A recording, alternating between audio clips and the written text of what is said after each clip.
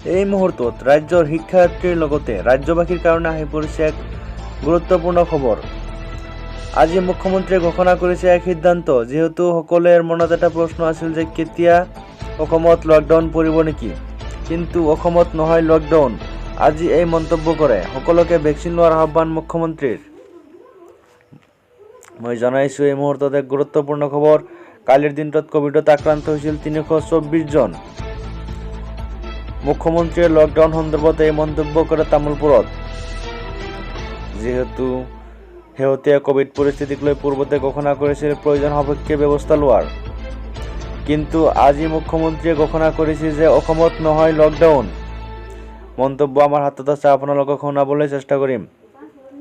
মুখ্যমন্ত্ৰীগৰাকীয়ে শেহতীয়াভাৱে কৈছে যে সকলোকে ভেকচিন দিয়া হয় আৰু ভেকচিন যাতে সকলোৱে গ্ৰহণ কৰে। কালিৰ দিনটোত কোভিডত আক্ৰান্ত হৈছিল 324 জন। কামৰূপ মেট্ৰত সৰ্বাধিক 88 জন আৰু কামৰূপ গ্ৰাম্যত 17 জন। সেই মন্তব্য আপোনালোকক আমি শুনাবলৈ বিচাৰিছোঁ। এই মুহূৰ্তত আমি সেই মন্তব্য আপোনালোকৰ ওচৰত আগবঢ়াই দিছোঁ। মুখ্যমন্ত্ৰীয়ে কি কৈছিল আজি।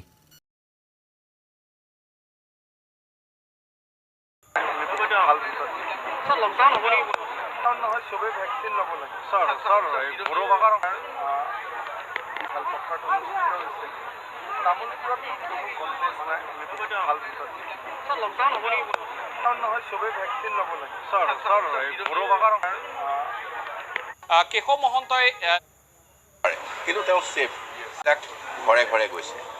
যাৰ ভেকচিন লোৱা নাই তেওঁৰ ফোন নম্বৰটো লৈ আহিছোঁ, ফোন কৰি মাতিছোঁ। যদি আহিছেতো ভাল, নাই অহা যদি তেওঁৰ ঘৰত গৈ হ'লেও আমি দি আহিছোঁ। গতিকে এনেধৰণে আমি গোটেই ব্যৱস্থাটো লৈছোঁ যে ভেকচিন 2 পালি আমি দি লওঁ। ভেকচিন 2 পালি দি লোৱাৰ পিছতো সংক্ৰমণ ক'ৰবাত হ'ব পাৰে, কিন্তু তেওঁ সেফ। অন্ততঃ তেওঁৰ যিমান আক্ৰমণ হ'ব তাতকৈ কম হ'ব। সেই ব্যৱস্থাখিনি আমি লৈ আছোঁ।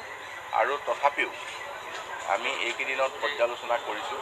200ৰ ভিতৰলৈ আহিছিল বা 200 কেইটামান হৈছিল, যে 300 কেইটামান হৈছে আৰু অলপ বাঢ়িছে। সেইকাৰণে আমি গোটেই তথ্য পাতিখিনি লৈ মুখ্যমন্ত্ৰী মহোদয়ে সিদ্ধান্ত ল'ব যে আমি এই সময়ত আকৌ কি ব্যৱস্থা ল'ব পাৰোঁ। ভেকচিন দিয়াৰ কাৰণে মূল্যবৃদ্ধি হ'ব নোৱাৰে, এইটো নিশ্চিত থাকক যে ভেকচিনখিনি আমি কেন্দ্ৰীয় চৰকাৰৰ পৰা পাইছোঁ। গোটেই ভেকচিনখিনি আমি কেন্দ্ৰীয় চৰকাৰ। আপোনালোকক মই আশ্বস্ত কৰিছোঁ, গোটেই কথাটো পৰিস্থিতিয়ে ক'ব, ইলেকশ্যনে নকয়। যদি কাইলৈ বহুত বেছি পৰিমাণে বাঢ়ি যাব লগা হয়, তেতিয়াহ'লে ইলেকশ্যন থাকিলেও কঠোৰ ব্যৱস্থা হ'ব, ইলেকশ্যন নহ'লেও কঠোৰ ব্যৱস্থা হ'ব। ইলেকশ্যনৰ লগত